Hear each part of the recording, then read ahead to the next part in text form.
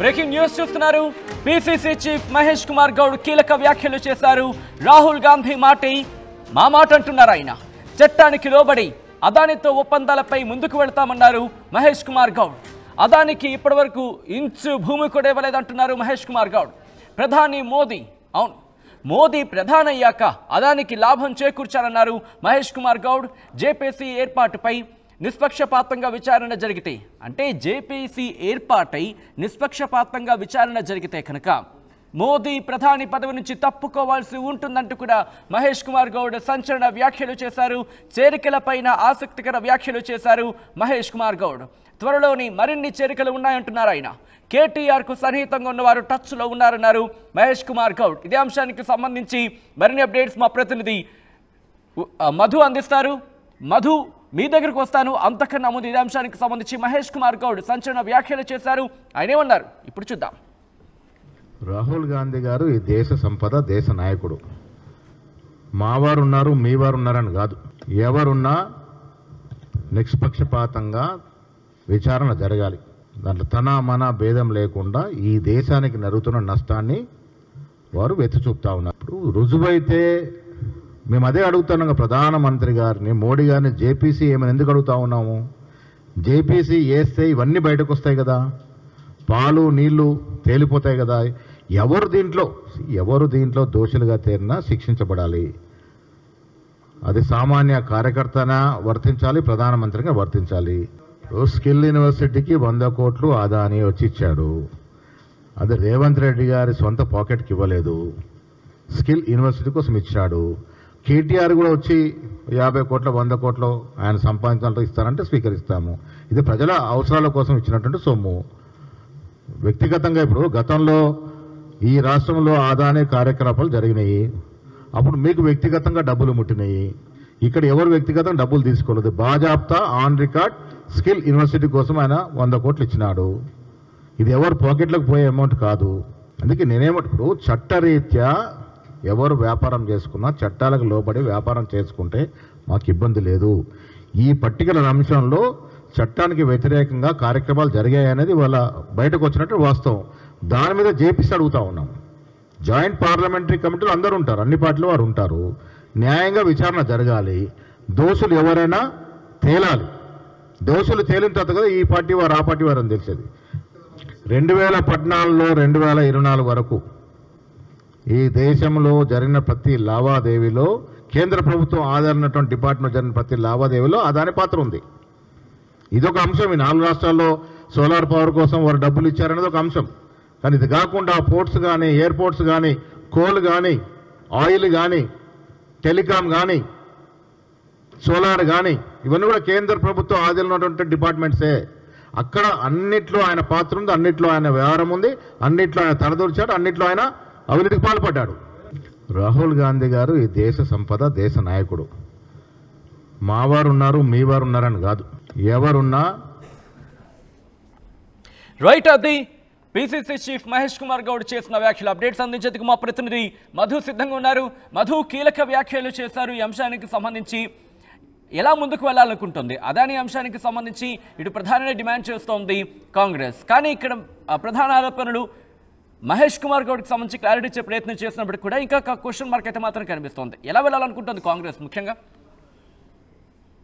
నిజంగానే అదాని విషయంలో కాంగ్రెస్ కాస్త ఇబ్బందికర పరిస్థితులు ఎదుర్కొంటుంది. ఎందుకంటే దేశవ్యాప్తంగా రాహుల్ గాంధీ అదాని మోదీ అనేటువంటి అంశాన్ని పెద్ద ఎత్తున, అంటే అదానికి లాభం చేకూర్చేలా మోదీ ప్రయత్నం చేస్తున్నారు అనేటువంటిది పెద్ద ఎత్తున ప్రచారం చేస్తారు. మొన్న ఎన్నికల్లో కూడా ప్రచారం చేశారు.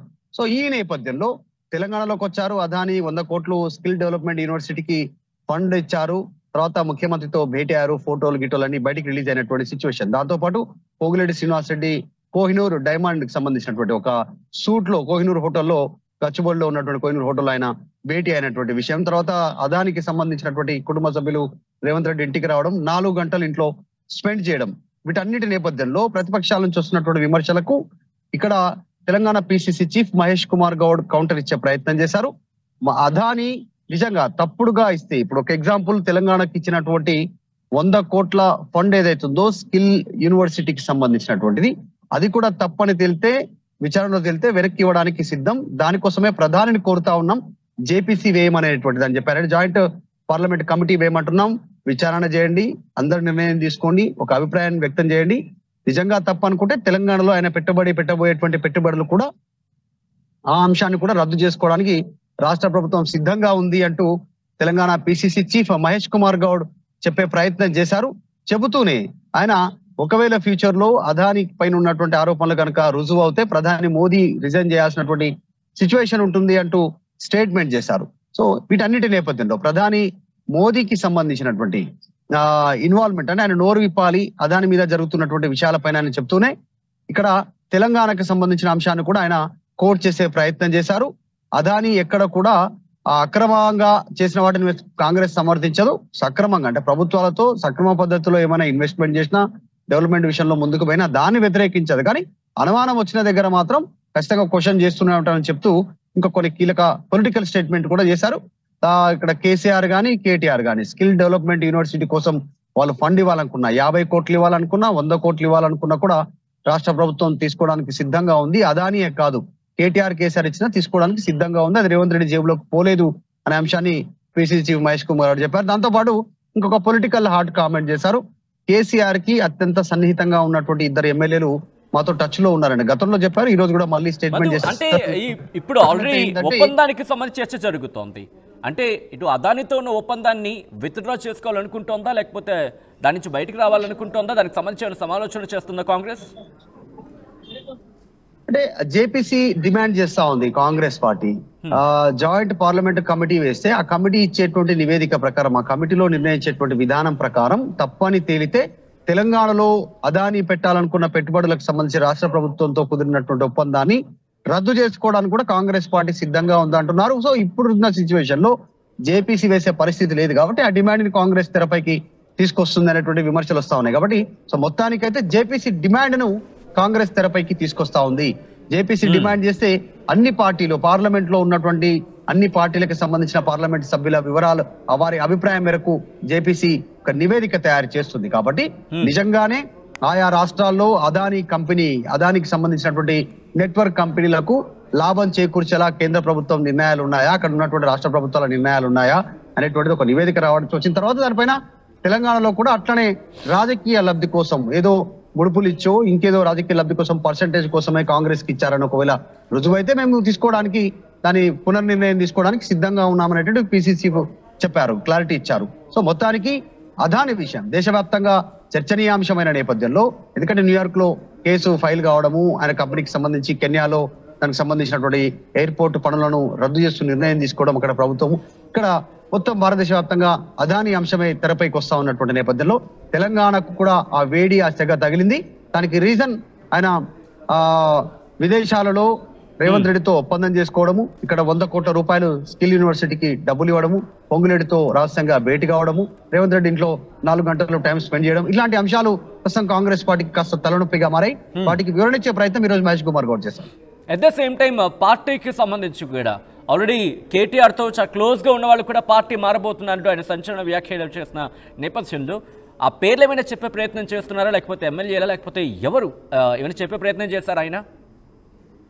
గతంలో ఇచ్చినటువంటి ఎమ్మెల్యేలకు సంబంధించినటువంటి ఫిరాయింపు ఎమ్మెల్యేల పైన ఇటు దానం నాగేందర్, తెల్లం వెంకట్రావు, కడియం శ్రీహరి వీరి పైన అనర్హత వేటు వేయాలనేటువంటిది బీఆర్ఎస్ కోర్టును ఆశ్రయించింది. సింగిల్ బెంచ్ వారికి అనుకూలంగా తీర్పిచ్చింది. ఈ రోజు హైకోర్టు తీర్పు అంటే స్పీకర్ త్వరగా నిర్ణయం తీసుకోవాలి అనేటువంటి స్పీకర్ నిర్ణయం ప్రకారమే తీసుకున్నట్టు కాస్త వెసులుబాటు కనిపించడంతో మళ్ళీ వ్యాఖ్య చేశారు. ఈ రోజు ఇచ్చినటువంటి హైకోర్టు ఇచ్చినటువంటి తీర్పుతో మహేష్ కుమార్ గౌడ్ ఈ వ్యాఖ్య చేసినట్టుగా కనిపిస్తా ఉంది. ఇప్పటికే 10 మంది పోయారు, ఆ ముగ్గురుతో పాటు ఇంకొక 7 పోయారు, మొత్తం 10 మంది. కాబట్టి ఇంకా చాలా మంది ఎమ్మెల్యేలు మా వైపు చూస్తున్నారు అనేటువంటి చెప్పే ప్రయత్నం చేశారు. కానీ ఇప్పుడున్న సిచ్యువేషన్ లో పొలిటికల్ సినారియోలో క్షేత్రస్థాయిలో కాంగ్రెస్ కు కాస్త ప్రతికూలత కనిపిస్తా ఉంది అనేటువంటి చర్చ ఉంది పొలిటికల్ సర్కిల్లో. ఒకటి హైడ్రా, తర్వాత మూసి, తర్వాత ఇలా కొన్ని అంశాలు, లగచర్ల ఘటన కావచ్చు, విద్యార్థులకు సంబంధించిన అంశాలు, ఇంకా పెన్షన్ ఇవ్వలేదు, ఇలా కొన్ని ప్రతికూల అంశాలు ఉన్నాయి. ఇప్పట్లో పార్టీ మారడానికి ఎమ్మెల్యేలు ఎవరు సిద్ధంగా లేరు అనేటువంటిది ఒక చర్చ. తర్వాత ప్రతికూలంగా ఉంది ప్రభుత్వానికి అనేటువంటిది, దాన్ని ఓవర్కమ్ చేయడానికి మహేష్ కుమార్ గౌడ్ మాట్లాడి ఉండొచ్చు అనేటువంటి కూడా చర్చ ఉంది. కానీ ఆయన మాట్లాడిన మాట కేసీఆర్ కి కేటీఆర్ కి అత్యంత సన్నిహితంగా ఉన్న ఎమ్మెల్యే అనే చేసిన స్టేట్మెంట్ కాస్త చర్చ జరుగుతున్న మాట వాస్తవమే. కానీ కేసీఆర్ కి క్లోజ్ ఉన్నటువంటి వ్యక్తులంతా కూడా రోజు కాంగ్రెస్ పైన, కాంగ్రెస్ ముఖ్యమంత్రి పైన, ప్రభుత్వం పైన తీవ్రమైనటువంటి విమర్శలు చేస్తున్న వాళ్ళే ఉన్నారు. ఎగ్జాంపుల్ మనం తీసుకుంటే కుత్బుల్లాపూర్ ఎమ్మెల్యే కావచ్చు, కుకట్పల్లి మాధవరం కృష్ణారావు ఎమ్మెల్యే కావచ్చు, తర్వాత సుధీర్ రెడ్డి ఎల్బీ నగర్ నుంచి సుధీర్ రెడ్డి ఎమ్మెల్యే కావచ్చు, ఇట్లా చాలా మంది వీళ్ళు కాలేరు వెంకటేష్, తర్వాత ముఠా గోపాల్ ముషిరాబాద్ నుంచి ఎమ్మెల్యేలు, తర్వాత సికింద్రాబాద్ తలసాని శ్రీనివాస్ యాదవ్ కావచ్చు, సనత్నార్ తలసాని శ్రీనివాస్ యాదవ్ కావచ్చు, వీళ్ళంతా కేటీఆర్ వెంటే ఉంటామని చెప్తున్నారు. మరి ఎవరు అత్యంత సన్నిహితంగా ఉన్న వాళ్ళంటే ఈ మధ్య కాలంలో వీళ్ళు ఎక్కువగా క్లోజ్ గా మూవ్ అవుతున్నటువంటి సందర్భం కనిపిస్తా ఉంది. చూడాలి ఆయన ఎవరిని ఉద్దేశించి మాటలు మాట్లాడారు, నిజంగా ఆ పరిస్థితి ఉంటుందా లేదా. కాకపోతే మెయిన్ స్ట్రీమ్ లో మెయిన్ మాట్లాడిన లైన్ మాత్రం అదాని విషయంలో క్లారిటీ ఇచ్చే ప్రయత్నం చేశారు మహేష్ కుమార్. రైట్ మధు. సో మొత్తంగా అయితే మాత్రం ఇటు పిసిసి చీఫ్ మహేష్ కుమార్ గౌడ్ కీలక వ్యాఖ్యలు చేశారు. రాహుల్ గాంధీ మాటే తమ మాట అంటున్నారు ఆయన. చట్టానికి లోబడి అదానితో ఒప్పందాలపై ముందుకు వెళ్తామన్నారు మహేష్ కుమార్ గౌడ్. అదానికి ఇప్పటివరకు ఇంచు భూమి కూడా ఇవ్వలేదన్నారు మహేష్ కుమార్ గౌడ్. ప్రధాని మోదీ ప్రధానయ్యాక అదానికి లాభం చేకూర్చారంటూ కూడా ఆయన సంచలన వ్యాఖ్యలు చేశారు. జేపీసీ ఏర్పాటై నిష్పక్షపాతంగా విచారణ జరిగితే మోదీ ప్రధాని పదవి నుంచి తప్పుకోవాల్సి ఉంటుందంటూ కూడా మహేష్ కుమార్ గౌడ్ సంచలన వ్యాఖ్యలు చేశారు. ఇక చేరికలపైన కూడా ఆసక్తికర వ్యాఖ్యలు చేశారు మహేష్ కుమార్ గౌడ్. త్వరలోని మరిన్ని చేరికలు ఉంటాయన్నారు ఆయన. ఇక కేటీఆర్కు సన్నిహితంగా ఉన్నవారు టచ్లో ఉన్నారంటూ కూడా ఆయన చేసిన వ్యాఖ్యలు ప్రస్తుతం పెనుదుమారాన్ని రేపుతున్నాయి. ఆర్టీవీ యాప్ వార్తల్ని క్షణాల్లో చదివే అవకాశం ఉంటుంది. ఒక న్యూస్ పేపర్, ఒక టెలివిజన్ ఛానల్ మీ చేతుల్లో ఎప్పుడూ ఉంటాయి.